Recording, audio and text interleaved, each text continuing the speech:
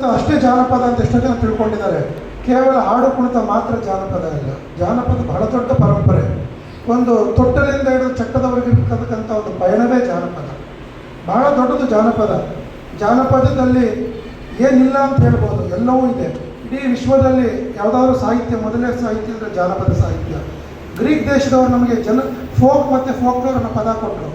ಅದನ್ನು ನಮ್ಮಲ್ಲಿ ಹಾಮಾನಾಯಕವರು ಜನಪದ ಮತ್ತು ಜಾನಪದ ಅಂತ ವಿಶ್ಲೇಷಿಸಿದರು. ಈಗಾಗಲೇ ಕರ್ನಾಟಕದಲ್ಲಿ ಸುಮಾರು 12,000ಕ್ಕಿಂತ ಹೆಚ್ಚು ಬುಡಕಟ್ಟು ಸಮುದಾಯದವರಿದ್ದಾರೆ. ನಮ್ಮಲ್ಲಿ ಇತ್ತನೆ ತುಳುಲಿ ಪಾಡ್ದನ ಹಾಡಿದಂಥವ್ರು, ಅದು ಸಹ ನಮ್ಮ ಜಾನಪದದ ಒಂದು ಕಾವ್ಯ ಪ್ರಕಾರ. ಇವತ್ತೇನು ಮಲೆ ಮಹದೇಶ್ವರ ಮಹಾಕಾವ್ಯ ಆಗ್ಬೋದು, ಜುಂಜಪ್ಪನ ಮಹಾಕಾವ್ಯ ಆಗ್ಬೋದು, ಮೈಲಾರಲಿಂಗನ ಮಹಾಕಾವ್ಯ ಆಗ್ಬೋದು, ಸೌದತ್ತಿ ಯಲ್ಲಮ್ಮನ ಮಹಾಕಾವ್ಯ ಆಗ್ಬೋದು, ಅಥವಾ ಮಂಟೇಸ್ವಾಮಿ ಮಹಾಕಾವ್ಯಗಳಾಗ್ಬೋದು. ಈ 5 ಮಹಾಕಾವ್ಯಗಳನ್ನ ಕನಿಷ್ಠ 10 ರಾತ್ರಿ, 18 ರಾತ್ರಿ, 20 ರಾತ್ರಿ ಹಾಡ್ತಾರೆ. ಹಾಡುವಂಥವ್ರು ಇವತ್ತು ಸಜೀವಂತವಾಗಿದ್ದಾರೆ. ಅದನ್ನು ದಾಖಲೆ ಮಾಡ್ತಕ್ಕಂಥ ಒಂದು ಕೆಲಸ ನಮ್ಮ ವಿಶ್ವವಿದ್ಯಾಲಯಗಳಲ್ಲಿ ಕಡಿಮೆ ಆಗಿಬಿಟ್ಟಿದೆ. ಇವತ್ತು ವಿಶ್ವವಿದ್ಯಾಲಯಗಳಾಗಲಿ, ಅಕಾಡೆಮಿಗಳಾಗಲಿ, ಸರ್ಕಾರದ ಇಲಾಖೆಗಳಾಗಲಿ ಕೇವಲ ಕಲಾವಿದರನ್ನ ಕಾರ್ಯಕ್ರಮ ಕೊಟ್ಟು ಸುಮ್ಮನಾಗ್ತಾ ಇದ್ದಾರೆ ಹೊರತು ಇವತ್ತು ಕುಲಶಾಸ್ತ್ರ ಅಧ್ಯಯನ ನಡೀತಾ ಇಲ್ಲ. ಎಲ್ಲೂ ಕಲಾವಿದರ ಬಗ್ಗೆ ಸಮೀಕ್ಷೆ ಆಗ್ತಾ ಇಲ್ಲ. ಕಲಾವಿದರ ಆರ್ಥಿಕ ಸ್ಥಿತಿಗತಿ ಮತ್ತು ಸಾಮಾಜಿಕ ಸ್ಥಿತಿಗತಿಯ ಬಗ್ಗೆ ಯಾರೂ ಗಮನ ಹರಿಸ್ತಿಲ್ಲ. ಅದನ್ನು ಕನ್ನಡ ಜಾನಪದ ಪರಿಷತ್ ಮನಗೊಂಡು ನಾವು ಈಗಾಗಲೇ ರಾಜ್ಯದಲ್ಲಿ ಜನಪದ ಕಲಾವಿದರ ಸಮೀಕ್ಷೆ ಕೈಗೊಂಡಿದ್ದೇವೆ. ಈಗಾಗಲೇ 15 ಜಿಲ್ಲೆಗಳ ಸಮೀಕ್ಷೆ ಪೂರ್ಣಗೊಂಡು ಅದರ ಸಾಫ್ಟ್ ಕಾಪಿಯನ್ನು ನಾವು ತಯಾರು ಮಾಡಿ ಅದರ ಹಾರ್ಡ್ ಕಾಪಿ ಜೊತೆಗೆ ನಾವು 15 ಜಿಲ್ಲೆಗಳ ಸಮೀಕ್ಷೆನ ಸರ್ಕಾರದ ಗಮನಕ್ಕೆ ತರಲಿಕ್ಕೆ ಹೊರಟೋದ್ರ ಜೊತೆಗೆ ಕಲಾವಿದರ ಮಾಶಾಸನ 2,000 ಏನಿದೆ ಅದನ್ನು 5,000 ಆಗಬೇಕಂತ ಸರ್ಕಾರದಕ್ಕೆ ನಾವು ಮನವಿ ಮಾಡಿದ್ದೀವಿ. ಈಗಾಗಲೇ ಪಕ್ಕದ ತೆಲಂಗಾಣ ರಾಜ್ಯದಲ್ಲಿ 10,000 ರೂಪಾಯಿ ಮಾಶಾಸನ ಕೊಡ್ತಾ ಇದ್ದಾರೆ. ನಾವು ಅದಕ್ಕೆ ಅರ್ಧಕ್ಕಾದ್ರೂ ಬರೋಣ ಅಂತೇಳಿ ನಾವು ಸರ್ಕಾರದ ಗಮನಕ್ಕೆ ಅಲ್ಲಿನ ಆದೇಶ ಪ್ರತಿಗಳನ್ನು ತಲುಪಿಸಿ ಸರ್ಕಾರನ ಕೋರಿದ್ದೀವಿ. ಎಲ್ಲದಕ್ಕಿಂತ ಮುಖ್ಯವಾಗಿ ಉಡುಪಿ ಕಲಾವಿದರ ಕಾಶಿ. ಭಾಳಷ್ಟು ಕಲಾ ಪ್ರಕಾರಗಳಿದೆ. ಇಲ್ಲಿ ಕರಾವಳಿ ಭಾಗದ ಕಲೆಗಳಲ್ಲಿ ಯಕ್ಷಗಾನ ಪ್ರಮುಖವಾದ ಕಲೆ ಆಗ್ಬೋದು, ಅಥವಾ ಇಲ್ಲಿರ್ತಕ್ಕಂಥ ಸ್ಥಳೀಯ ಕಲೆಗಳ ಬಗ್ಗೆ ಈಗಾಗಲೇ ನಮ್ಮ ಗಣೇಶ್ ಗಂಗೊಳ್ಳಿ ಅವರು ಹೇಳಿದ್ರು. ಪಠ್ಯಪುಸ್ತಕ ಈಗಾಗಲೇ ಅದನ್ನು 5 ವರ್ಷಕ್ಕೆ ಮುಂಚೆ ನಾವು 3 ಮುಖ್ಯಮಂತ್ರಿಗಳ ಭೇಟಿಯಾಗಿ ಕೊಟ್ಟಿದ್ವಿ. ಆದರೆ ಸರ್ಕಾರದಿಂದ ಒಂದು ಎಂಡಾಸ್ಮೆಂಟ್ ಬಂತು. ಪಠ್ಯಪುಸ್ತಕದಲ್ಲಿ ಅಳವಡಿಸಲಿಕ್ಕೆ ಆಗಲೇ ಅಳವಡಿಸ್ಬಿಟ್ಟಿದ್ದೀವಿ, ಮತ್ತೆ ಪದ್ಯ ಗದ್ಯಗಳು ಅಳವಡಿಸ್ಲಿಕ್ಕೆ ಸಾಧ್ಯ ಇಲ್ಲ ಅಂತಲೂ ಬಂತು. ಅದನ್ನೂ ಮೀರಿ ನಾವು KPSCಯಲ್ಲಿ MA ಕನ್ನಡ, MA ಜಾನಪದ ಮಾಡಿದಂಥವ್ರು 800 ಜನ ಇದ್ದಾರೆ ಕರ್ನಾಟಕದಲ್ಲಿ. ಅವ್ರ ಕೆಲಸ ಇಲ್ಲ. MA ಕನ್ನಡದವ್ರ ಕೆಲಸ ಸಿಗುತ್ತೆ, MA ಜಾನಪದದವ್ರ ಕೆಲಸ ಸಿಗ್ತಿಲ್ಲ. ಅಂಥ MA ಜಾನಪದದವ್ರಿಗೆ ಕೆಲಸಕ್ಕೆ ಸಿಗಬೇಕಾದ್ರೆ ಹೈಸ್ಕೂಲ್ ಅಥವಾ ಪದವಿ ಪೂರ್ವ ಕಾಲೇಜಿನ ಒಂದು ಸಬ್ಜೆಕ್ಟ್ ಮಾಡಿ ಜಾನಪದ ಅಂತ ಸರ್ಕಾರದಲ್ಲಿ ಮನವಿ ಮಾಡಿದ್ವಿ.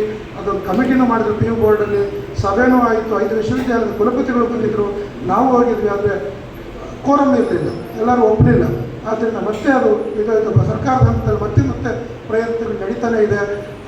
ನಾವು ಮುಂದಿನ ದಿನಗಳಲ್ಲಿ ನಾವು ಈಗಾಗಲೇ ನಮ್ಮ ಕ್ರಿಯಾಶೀಲ ಅಧ್ಯಕ್ಷರನ್ನು ಮಾಯಾ ಕಾಮತ್ ಅವರು ಇದ್ದಾರೆ. ನಾವು ಮನೆಗೂ ಕಲಾವಿದರ ಮನೆಗೂ ಭೇಟಿ ಕೊಡ್ತಕ್ಕಂಥ ಒಂದು ಕಾರ್ಯಕ್ರಮ ಕೈಗೊಳ್ತೀವಿ. ಯಾಕಂದರೆ ಹೆಚ್ಚು ವೇದಿಕೆ ಕಾರ್ಯಕ್ರಮಗಳು ಎಲ್ಲರೂ ಮಾಡ್ತಾರೆ. ಆದರೆ ನಾವು ವಿಶಿಷ್ಟವಾಗಿ ಕಲಾವಿದವರಲ್ಲಿ ಕಲೆ ಉಳಿತದೆ. ಕಲಾವಿದರ ಮನೆಗಳಿಗೆ ಭೇಟಿ ಕೊಟ್ಟು ಕಲಾವಿದರಿಗೆ ಏನು ಬೇಕು ಅನ್ನೋದ್ರ ಬಗ್ಗೆ ನಾವು ಒಂದು ವಿಚಾರವನ್ನು ಮಾಡೋದ್ರ ಜೊತೆಗೆ ಭಾನುವಾರದೊತ್ತು ಕಲಾವಿದರ ಮನೆಗೆ ಭೇಟಿ ಎಂಬ ವಿಶೇಷ ಕಾರ್ಯಕ್ರಮವನ್ನು ಮಾಡಿ ವಿದ್ಯಾರ್ಥಿಗಳು ಮತ್ತು ಯುವಜನರು ಮುಟ್ಲಿಕ್ಕೆ ನಾವು ವಿಶೇಷವಾಗಿ ಸರ್ಕಾರದ ಒಂದು ಸುತ್ತೋಲೆ ಹಾಕಿಸ್ತೀವಿ. ಕರ್ನಾಟಕ ಸರ್ಕಾರದ ಸಾರ್ವಜನಿಕ ಶಿಕ್ಷಣ ಇಲಾಖೆ, ಪದವಿ ಪೂರ್ವ ಶಿಕ್ಷಣ ಇಲಾಖೆ, ಕಾಲೇಜ್ ಶಿಕ್ಷಣ ಇಲಾಖೆಯಿಂದ ವಿಕಾಸಕ್ಕಾಗಿ ಜಾನಪದ ವಿಶೇಷ ಕಾರ್ಯಕ್ರಮದಲ್ಲಿ ಜನಪದ ಒಗಟು, ಜನಪದ ಗಾದೆ, ಜನಪದ ಒಡಪು, ಜನಪದದ ಆಚರಣೆಗಳು, ಜನಪದ ನಂಬಿಕೆಗಳು, ಜನಪದದ ನಿಷೇಧಗಳು ಹಾಗೂ ಜನಪದದ ಅಡಿಗೆ, ಜನಪದದ ವೈದ್ಯ ಪದ್ಧತಿ, ಜನಪದದ ಆಹಾರ ಎಲ್ಲವನ್ನು ಒಳಗೊಂಡಂತೆ ವಿದ್ಯಾರ್ಥಿಗಳಿಗೆ ಅರಿವು ಮೂಡಿಸ್ತಕ್ಕಂಥ ಕಾರ್ಯಕ್ರಮಗಳಿಗಾಗಲೇ 1,000ಕ್ಕಿಂತ ಹೆಚ್ಚು ಕಾರ್ಯಕ್ರಮಗಳಿಗೆ ರಾಜ್ಯದಲ್ಲಿ ಮಾಡಿದ್ದೀವಿ. ಇದು ಈ ರಾಜ್ಯದಲ್ಲಿ ನಾವು 194ನೇ ಘಟಕವನ್ನು ಇವತ್ತು ಭಾಳ ಸಂತೋಷವಾಗಿ ಉದ್ಘಾಟನೆ ಮಾಡ್ತಾ ಇದ್ದೀವಿ.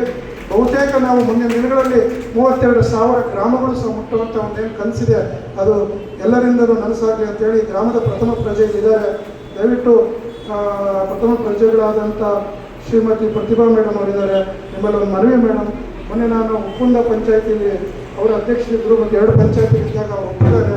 ತಾವು ಸಹ ಕಾಟ್ಪಾಡಿ ಇಲ್ಲಿ ಈ ಗ್ರಾಮ ಇದರಲ್ಲಿ ಒಂದು ತಾಲೂಕು ಮಟ್ಟದ ಪ್ರಥಮ ಜಾನಪದ ಸಮ್ಮೇಳನವನ್ನು ಮಾಡಲಿಕ್ಕೆ ತಮ್ಮ ಅಧ್ಯಕ್ಷತೆಯಲ್ಲಿ ಹಾಗೂ ತಹಸೀಲ್ದಾರರ ಅಧ್ಯಕ್ಷತೆಯಲ್ಲಿ ಒಂದು ಅವಕಾಶ ಮಾಡಿಕೊಟ್ರೆ ವಿಶಿಷ್ಟವಾದಂಥ ಈ ಕರಾವಳಿಯ ಸಂಸ್ಕೃತಿಯನ್ನು ನಾವು ಜನರಲ್ಲಿ ಬಿತ್ತುವಂಥ ಕೆಲಸ ಮತ್ತು ಮೂಲೆ ಗುಂಪಾದಂಥ ಕಲಾವಿದರನ್ನ ವೇದಿಕೆಗೆ ತರ್ತಕ್ಕಂಥ ಒಂದು ಕೆಲಸ ಮಾಡೋಣ.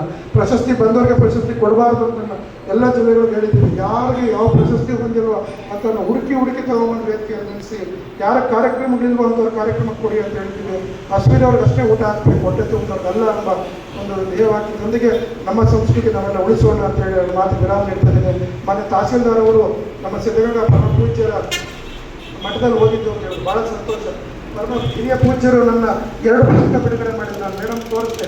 ನಾನು ಪೂಜ್ಯರು ಇರ್ತಕ್ಕಂಥ ಸಂದರ್ಭದಲ್ಲಿ ಭಾಳ ಚಿಕ್ಕ ಆಗ ಒಂದು PUC ಲೆವೆಲಲ್ಲಿ ನಾವು ಅಲ್ಲಿ ಪ್ರತಿ ವರ್ಷ ಆಗಸ್ಟಲ್ಲಿ ಇರ್ತಕ್ಕಂಥ ದಿನಾಚರಣೆಗಳಿಗೆ ನಾವು ಸೇವೆ ಮಾಡಲಿಕ್ಕೆ ಹೋಗ್ತಿದ್ವಿ. ಪೂಜ್ಯರು ಭಾಳಷ್ಟು ಪರಿಚಯ ಆದಂಥ ಸಂದರ್ಭದಲ್ಲಿ ಈ ಮಠದಿಂದ ಮಟ್ಟಿಗೆ ಉದ್ಘಾಟನೆ ಮಾಡಿದ್ದೆ ಪೂಜ್ಯರು. ಪರಮ ಪೂಜ್ಯ ಶಿವಕುಮಾರ ಸ್ವಾಮೀಜಿಗಳು ಉದ್ಘಾಟನೆ ಮಾಡಿದ್ದು. ಇದು ನಾಡಿನ ಬಹುತೇಕ ನಮ್ಮ ಪರಿಷತ್ತಿನ ಒಂದು ಇದು ಏನಪ್ಪ ಅಂತ ಹೇಳಿದ್ರೆ, ಬಾಗಲಕೋಟೆ ಜಿಲ್ಲೆಯಲ್ಲಿ ಸಿದ್ದೇಶ್ವರ ಶ್ರೀಗಳು ದಿವ್ಯ ಸಾನ್ನಿಧ್ಯ ನಮ್ಮದು ಉದ್ಘಾಟನೆ. ಆ ಥರ ನೂರಾರು ಸ್ವಾಮೀಜಿಗಳ ಜೊತೆಗೆ ಈ ಪರಿಷತ್ ಇವತ್ತು ಇದೆ ಅಂದರೆ ಜನರಿಂದ ಇದೆ. ಸರ್ಕಾರದ ಯಾವುದೇ ಅನುದಾನ ಇಲ್ಲದೆ ನಾವು 12,000ಕ್ಕಿಂತ ಹೆಚ್ಚಿನ ಕಾರ್ಯಕ್ರಮ ಮಾಡಿದ್ದೀವಿ. ನೀವು ಬೇಕಾದರೆ ಎಲ್ಲ ಸಾಮಾಜಿಕ ಜಾಲತಾಣದಲ್ಲಿ ಕನ್ನಡ ಜಾನಪದ ಪರಿಷತ್ ಅಂತ ನೋಡಿ. ಅದು ಅಲ್ಲದೆ ನಮ್ಮ ಯೂಟ್ಯೂಬ್ ಚಾನೆಲ್ ಒಂದು ಜನಪದ TV ಅಂತಿದ್ದೀವಿ. ಬಹಳ ವಿಶಿಷ್ಟವಾದ ಪದಗಳಿಗೆ ಬಾಣಂತಿ ಪದ, 9 ತಿಂಗಳಿಗೆ 9 ಪದ, ಮಗುಗೆ ಹೊಟ್ಟೆಲೆ ಸಂಸ್ಕಾರ ಕೊಡ್ತಕ್ಕಂಥ ಪದಗಳೂ ಸಹ ದಾಖಲೆ ಮಾಡಿದ್ದೀವಿ. ಸತ್ತಾಗಾಡ್ತಕ್ಕಂಥ ಜವರಾಯನ ಪದಗಳು ದಾಖಲೆ ಮಾಡಿದ್ದೀವಿ.